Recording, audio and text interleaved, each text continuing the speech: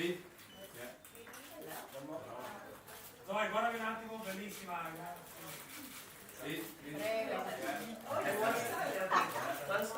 Okay. And then Zoe, just eyes spread ahead, please. Okay, Just go around the center. Zoe, on your right. Aspetta, Zoe, bellissima Zoe.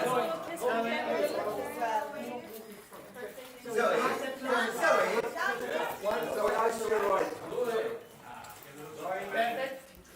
No,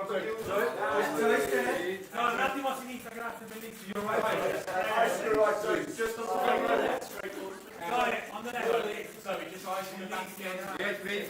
And this Saldaña, right to your Zoe, to your right. And then, so the leg. Just bring your eyes. Yeah. And then just bring your eyes back in. Zoe, bellissima, grazie. over the shoulders, Zoe.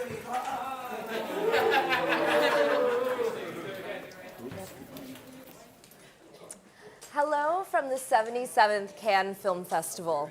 My name is Angelique Jackson and I'm a senior entertainment writer with Variety. Welcome to the Kering Women in Motion Talks. Now these conversations celebrate the achievements of women in cinema.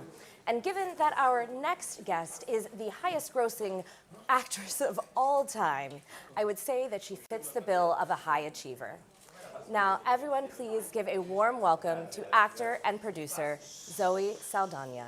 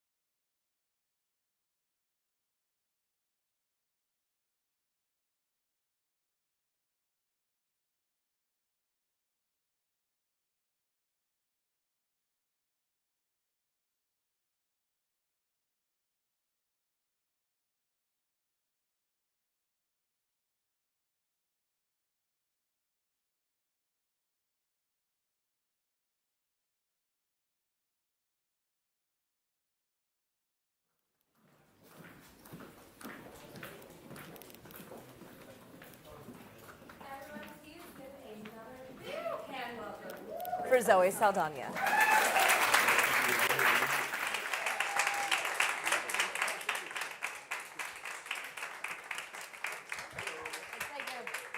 Hi, how are you? Hello, good, how are you? I'm good. Hi, everybody. You have 1 minute. Zoe, please. Zoe, just like that for me. Zoe, please. Zoe, this way, in front of you, please. And Zoe, just Ciao, on your Zoe. left. Ciao. And Zoe, just to your left, please. Zoe, just on the left here. Zoe, just come around. Ciao, Zoe. Zoe, this way.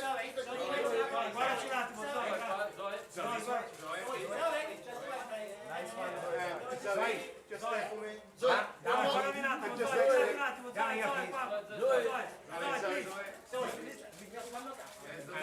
Zoe, just back to the left. Zoe, Just back. Zoe, again. Zoe, just. Zoe, this way. Where? Lovely. Zoe, just back. One more just next to it. One more just next to it. One next to it, please. Zoe, one more. Thank you. Thank you, thank you. Thank you. Please, a reminder to everyone to please turn off your cell phones, or at least the ringer. Thank you. It's an intense minute. It's an intense minute of photographs. It's a good intense, but it's intense nonetheless, you know. And it's so funny because your mind leaves the building and then it comes back again and then it goes out and comes back, you know. Well, how does that minute compare to the 9 minutes in which there was a standing ovation for you and the rest of the cast of Emilia Perez, Jacques Audiard? I mean, what was going through your mind? What made that so emotional for you as you heard that? I don't know what I was thinking, but I know that I was feeling really overwhelmed for all the right reasons. Obviously, this is. We hope that when we put so much of our time and effort into a project, we only hope that it's well received, or that at least it's not hated, you know? And so this overexceeded my expectations. The reception was amazing. We knew we were swimming upstream. I mean, imagine every cast member getting the script or getting a synopsis. It's a Jacques Audiard movie. It's his next movie. He wants to see you. It's about a narc. It's an opera, by the way. It's a musical. It's about a narc who needs to transition into a woman, and you're going to play the lawyer that helps him do that. And you're like, I'm sorry, what? Oh, and it's in Spanish. I'm like, oh, of course. And we're going to shoot this in Mexico. Absolutely. Like, you're like, what else? You know, it was crazy. So from that to be here and for everybody to be moved like I was moved by the story and everybody's performances, and Jacques, I was moved by being directed by him. It's out-of-body experience. How did what you saw on the screen compare to your experience making the movie? Because it's my understanding that was the first time you were finally seeing the finished product. All of us.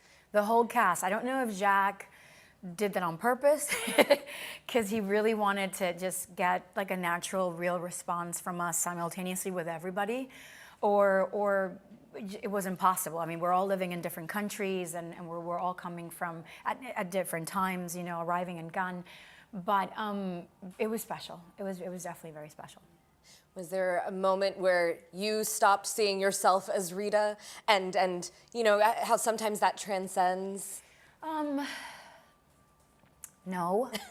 As an artist, I'm never satisfied. I'm really, really hard on myself. So I'm watching it with such a critical eye, which is why I like to watch things first before anybody so that I can go through my crazies by myself in privacy. And then I'm ready in the red carpet. But this was different. It compelled me to be present. It compelled me to continuously get out of my head. The story was so moving. So every time I was watching Carla, or I was watching Selena, or Edgar, or Adriana, and listening to the songs, and I forgot that I was in it. So I was really happy. I was happy with many moments about things that I did. And it's been a while. It's been a while since I've been sort of like easy on myself. And so that even that was a special occasion for me, because I've been wanting to just enjoy something and not be so like rigid, you know, internally, because God knows if you guys are ever in my head, it's like, get out.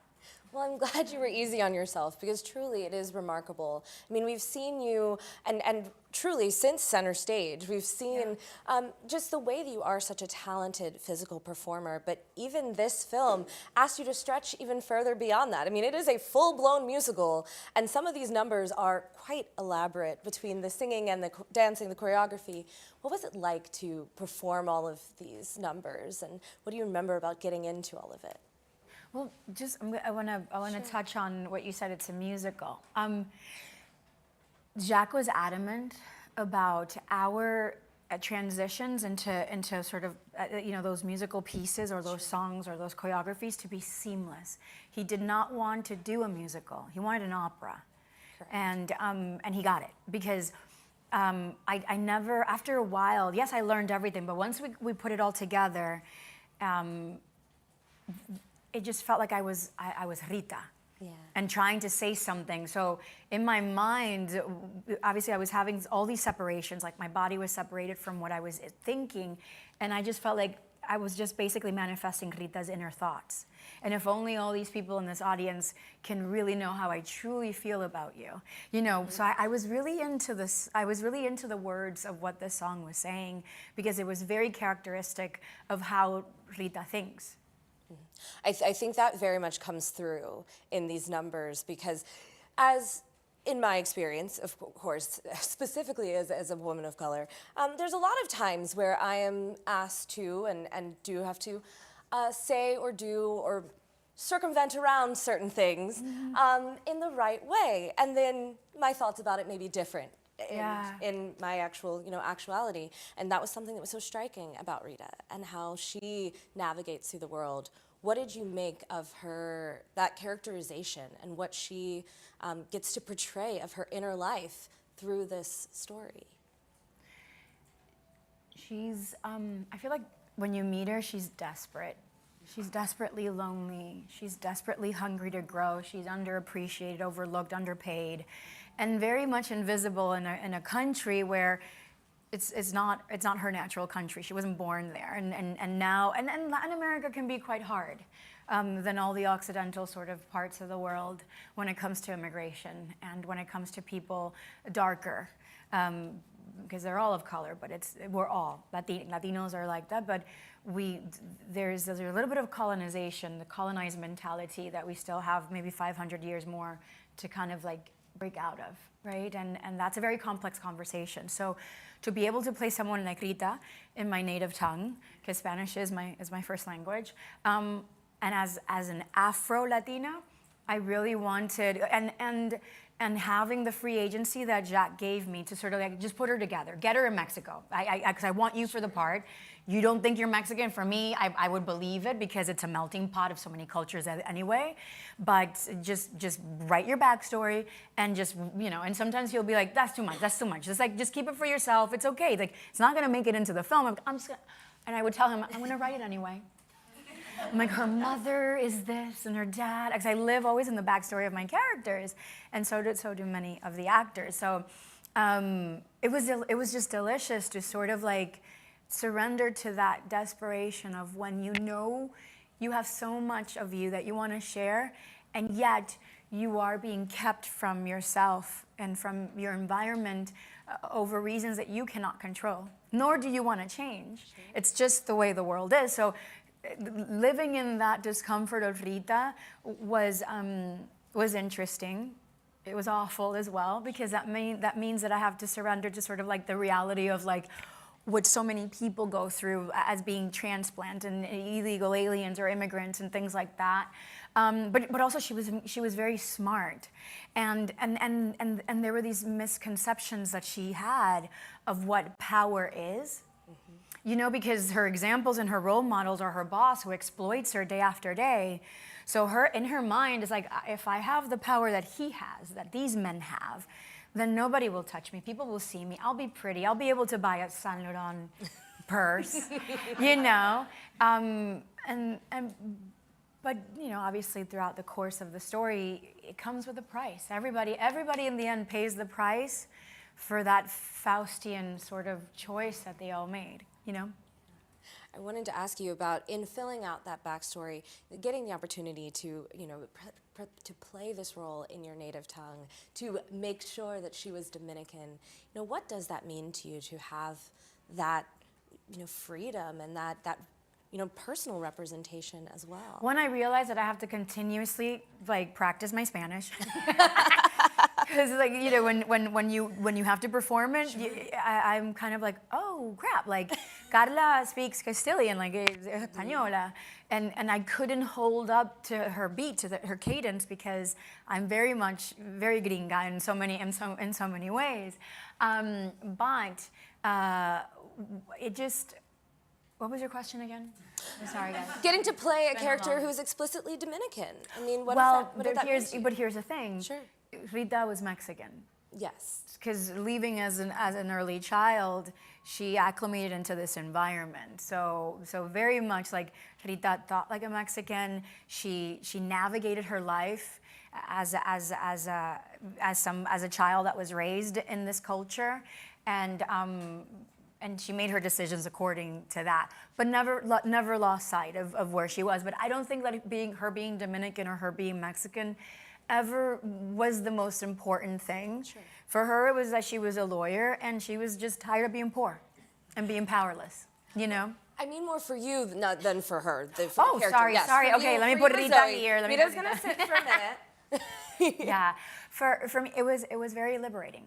It was very liberating. I consume art in Spanish, from the music to you know, all mediums of art I consume in my native tongue, and it's quite beautiful. Our culture and our art in all mediums, it's really rich, and we have very talented people, from writers to painters to singers to whatever, athletes. I mean, come on. So I wanted to branch out, and in my personal life, I'm very grateful for the journey that I've had, the opportunities that I've been given at a very early age, like a little girl from Queens, New York, to be able to be in a James Cameron movie, and for that to catapult me into a full-blown sort of career that continues to educate me. I mean, I can only be so lucky. Had I planned this, it would have never happened. You know, it just happened, and I took every opportunity. I opened every door that felt unlocked to me. Just walked in, you know? But then here I am, like, 10 years later, reaping the benefits over and over again of films that were so successful that became, you know, franchises, and it's time consuming. So it's not that I don't appreciate it, it's just that I still want to grow as an artist. There's still so much in me that I want to do. And then also I'm a middle-aged woman, I'm 45. So we immediately start ticking this clock that sometimes society doesn't even do that for ourselves, because we are incredible self-sabotagers. Sure. So immediately there's this anxiety of like, oh my God, my time is up. But then it's like, what would you want to do? Yeah. It's like, I can't stop dreaming. Like what I want, and I get really emotional. I just want to continue making art, because if I don't know what else to do, you know? So obviously Jack was a dream. He happened. My agents are here. They heard me multiple conversations, like, what do you want to do? I'm like, I want to work in Spanish. I want to do things. I want to do that. I want to work with people like this. Did you see this movie? Like, you know, so all of a sudden this opportunity comes to CAA, and they're like, oh crap, like, I know somebody that could be perfect for the part. So this whole sort of situation took place before I even met Jacques via Zoom. And it's because I've been manifesting this. You have to say it out loud, and you have to like continue wanting things, you know, and I forgot what it was like to want things. I was just sort of like on this autopilot. It's not like I was phoning it in, but I was a part of big projects and feeling just a little overlooked, a little too much, and then you start to feel very, I feel like I plateaued, you know, and I was feeling sad, but not doing anything about it. So I thought, you know, opportunities come. I do have a relationship with a man who's an artist who literally is willing to just, you know, pick up and go wherever I need to go, because wherever I go, my children come with me. Y'all know if you guys are mothers. And he has no problem with that. So he's able to do that, because as an artist, he can work from everywhere. And I'm able then to not lose that momentum that may sometimes come up again, you know, and I'm really proud of it. What is unbelievable is it's just the reception of Emilia Perez. I was not, you know, guys, I saw the synopsis, and I was like... I did too. I had no idea what I was watching. watching. When the girls showed it to me, I was like, okay, like, really? Y'all, like, is Jack crazy? Like, I know he's crazy, but, like, he's definitely crazy. So all of a sudden, from that to here in the festival and you guys receiving it and people being deeply moved, I'm speechless. I just don't know what to say because I love art so much, and when cinema is that fucking special and that fresh, it just moves you, you know? And I'm not being a narcissist. Trust me, like, when I'm not making art, I'm consuming it. Yeah. I curate it in my life. That's what we do. And Jacques is an artist that I consume a great deal, you know? Well, I know that the way you characterize it is it's feeling as if you'd plateaued. I do, though, wonder if there's an element of that that's outside of yourself as well. You know, getting... You mean like perimenopause? Absolutely. That's not the word I was going. It was actually typecasting. I did wonder if, you know, Hollywood and the things that they were suggesting for you, every 10 scripts that your team would get, 7 of them are a big franchise, and exactly. Yeah. So, you know, how have you found ways of navigating, and I know part of that is through producing, I imagine. Mm-hmm. How have you found ways of navigating against that kind of trend toward typecasting? For me personally, yes. I lean into my team. I can't. I would love to say that I'm a one-woman shop. I'm not. Like, sometimes I can get in my own way, and then I have people that you trust, and you make a pact, and you sort of go, you're gonna tell me the truth. I'm a big girl. I'm wearing my big girl pants, so you can just, like, give it to me because I will take it. So, like, for instance, when Linus came, I was like self-sabotage. Oh my God, I can't believe it. I can't believe it. You know, Taylor is a client at LBI, which is the management group that represents me. Rick Yor and Amy Cava, and Rick is like, you're doing it. And I'm like, no, but I can't, it's TV. He's like, you're doing it. Like, you have to follow good material wherever good material is. This time, it's in a series. And it's like, it's Taylor. Yeah. And I'm like, okay, fine, but it's my fear, because I know that he has big monologues, you know, with his characters. I'm dyslexic, Spanish is my first language, we barely speak English anymore. Then it's all my insecurities, but all the time it's like, do I love Taylor Sheridan's material? Absolutely. I saw Sicario. Like, I love his, you know, Hell or High Water. Like, I love his work. So I couldn't pass on that opportunity. Again, when my agents were like, Emilia Perez. But I don't know, I'm not Mexican. Who cares?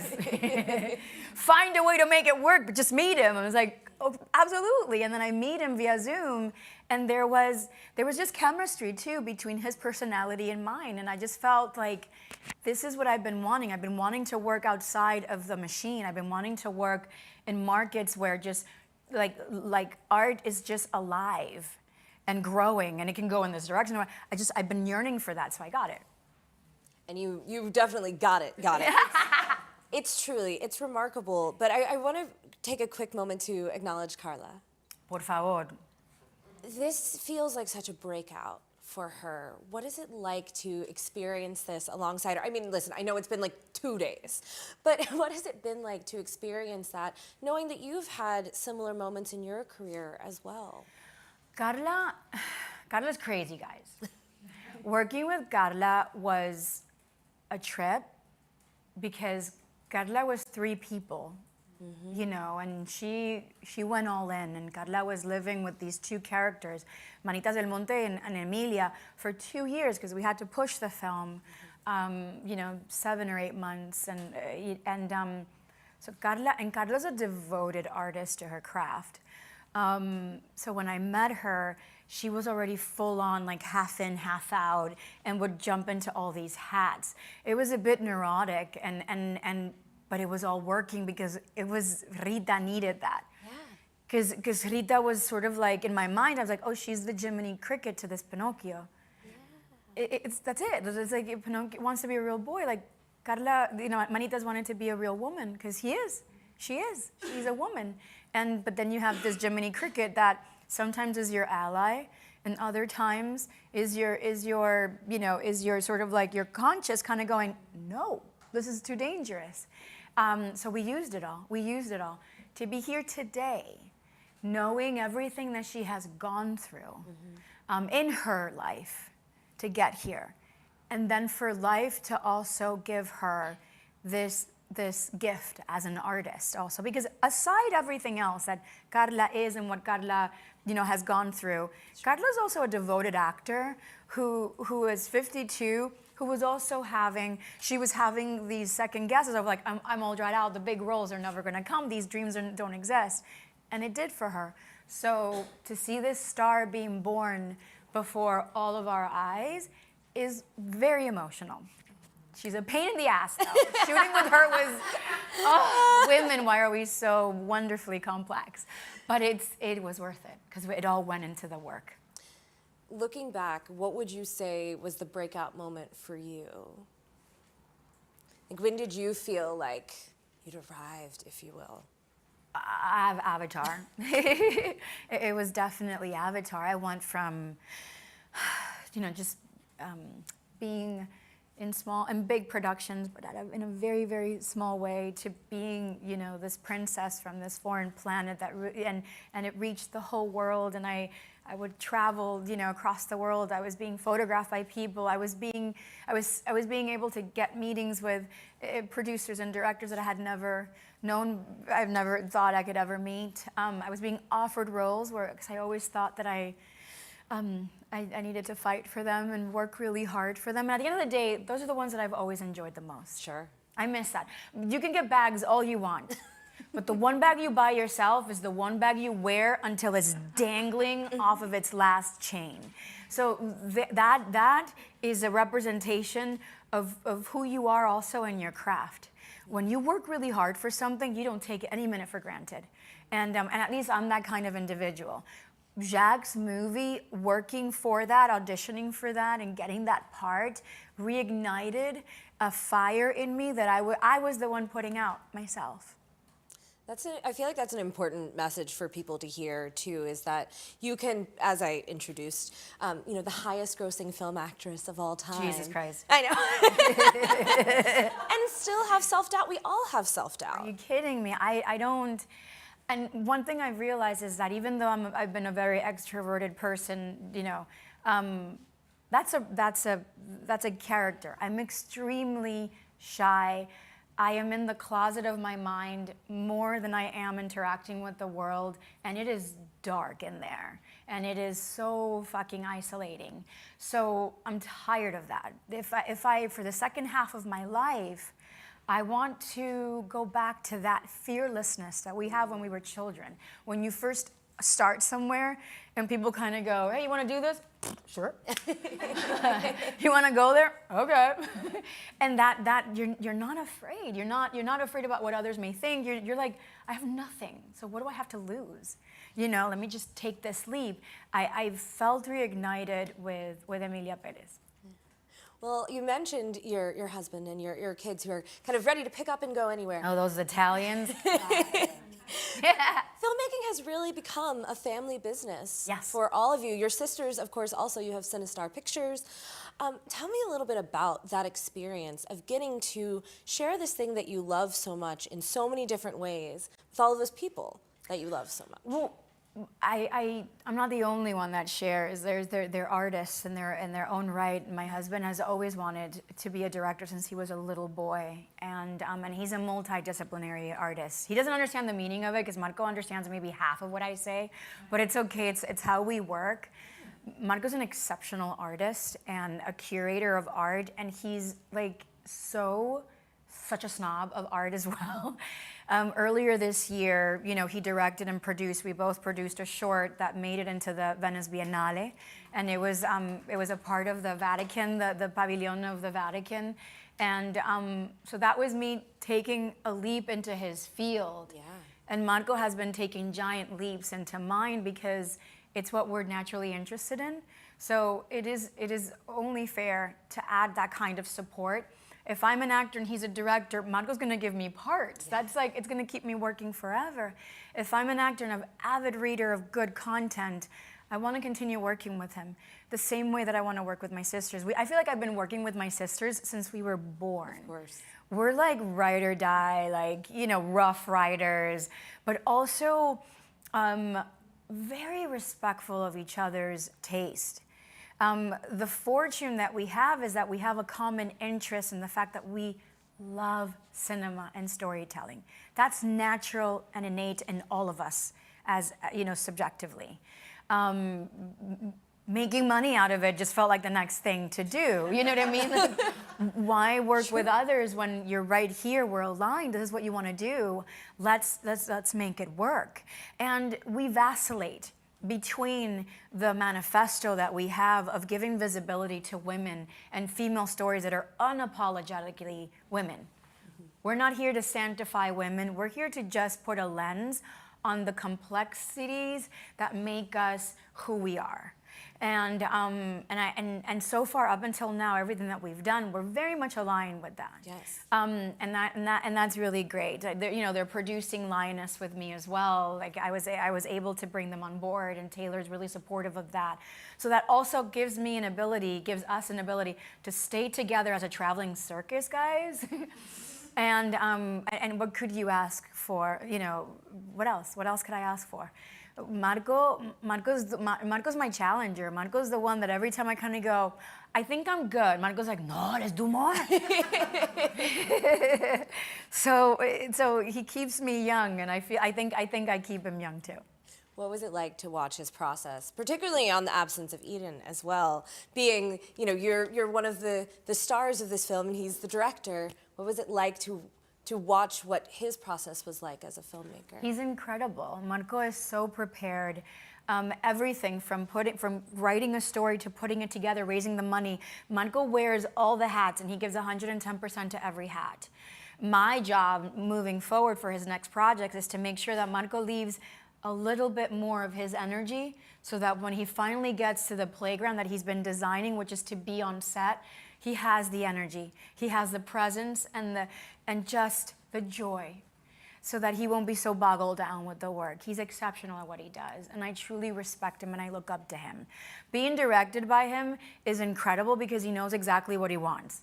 Yes, we bicker, but we'll go like away from set, you know, to talk about it, because Marco can be questioned by the crew, or where do you put this light, what do you want to do? The moment I go, do I wear my jacket on the scene or I take it off? And he's like, and I'm like, dude, I'm asking you a question as an actor. So then we do have to like, and then he'll be like, Z, I want you to sit there. Why?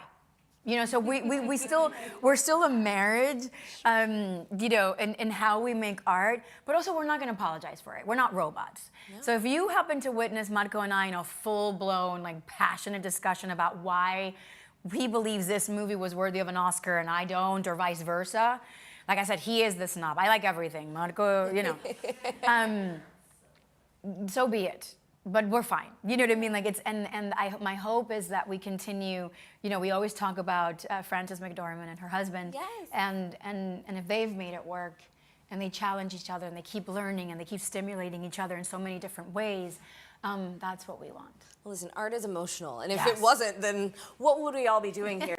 And it's, of course, not just, you know, you're not just working with your family. There are shows like From Scratch, for example, bringing that, you know, amazing story, two sisters behind it as well, with Tembi and Attica Locke. But that series surged to #1 on Netflix, and people really found it and found themselves in it. You know, what is it like to also be able to bring other, as you said, as part of the ethos, bring other women and women of color's stories to the screen and help them have opportunities to tell their stories too? Oh my God, it is a responsibility, and it's one that I carry with great pride. But I don't only carry it, because I have to always, you know, be myself and sort of, you know, answer my own inquiries, my own wonders of life. That movie was aligned with those wonders that I still have of my life, of how I want to grow as an artist. I wanted to do a love story. I wanted to do an epic love story, and it came in the form of this wonderful book. And then the fact that Tembi and Attica were sisters, the fact that they're women of color, the fact that we were aligned with how Cicely, Mariel, and I feel that women of color should travel. They should have their eat, pray, love, you know, and we should enjoy it when we watch them. We should want to see them in love, and we should want to see them in many other different forms of storytelling besides the ones that we usually see when people of color in. Everything about it was aligned. So church and state were working together, I feel, and it was a wonderful journey. The reception, the reception just proved to my sisters and I that if we like something, we are a part of a popular sort of community of content consumers, and we're synchronized. We want the same thing. So trusting ourselves and in terms of what we like to consume personally, and then also, you know, what we'd like to see on screen, we have to trust the process that other people are seeing that. So I can't pick a project for any other reason than how it makes my heart beat. Because that's what's worked for me. That's my lottery ticket. If I start being strategic and I go, I'm going to do this because it's worth these numbers in China or whatever, I'm going to walk away from the essence of what truly makes, you know, how I curate the things that I do magical when they are, you know.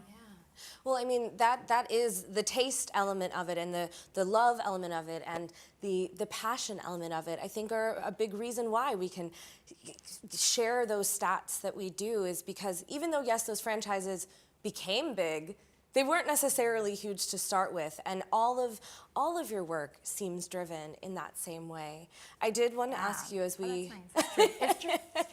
as we wrap this conversation, you know, because we are talking about representation for women in this business, in this industry, what is your hope? What is your hope that, you know, the next 20 years of your career looks like, and where we see the place for women in that, behind the scenes, in front of the camera, in that time? I think that we're gonna keep creating stories about us, for us, and for the world forever. What we need more of, we need more female CEOs. We need more women sitting in boards, because those are the gatekeepers. We need the keys that unlock those doors. And once those women are there, don't just be happy, then feel so lucky that you're the only woman sitting at the table. Get 3 men to get up, get their seats, and put 3 women in there. And when I say that, I'm not saying that, that our growth should be despite of men. I'm just saying if we have to make room, the ideal thing is bring a chair in and bring another woman. You come in, bring another one with you. Because I think it's really important to understand that this is a business. What we do is not just art. Like, art survives because we need middle industries that propel it from point A to point B. If not, the artist is not known to be a good businessman. Look at in the art world as well. You know, we cut our own ears to bleed for our work. You need a believer that understands a shaker and a maker. Those seats have to be filled by more women. And when we're in there, make more room for other women. That's important. It's on us to do it. And for the men, the ones that are doing it right and making room for women, thank you. You're so sexy. It's so sexy when a man truly celebrates a woman. There's nothing sexier. It doesn't matter what he looks like. And for the ones that are not, please join. You know, because we're tired of fighting. Let's just grow together, you know? Let's just grow together. Yeah. Well, thank you for occupying this chair, but for making so much more room for women to follow and continue to grow with you. And as you grow yourself, I'm so happy to hear this fire has been reignited in you, and we can't wait to see what's next. Thank you so much. Congratulations, Thank you so Zoe. much. Thank you all for joining us. Thank you. Yes, yeah.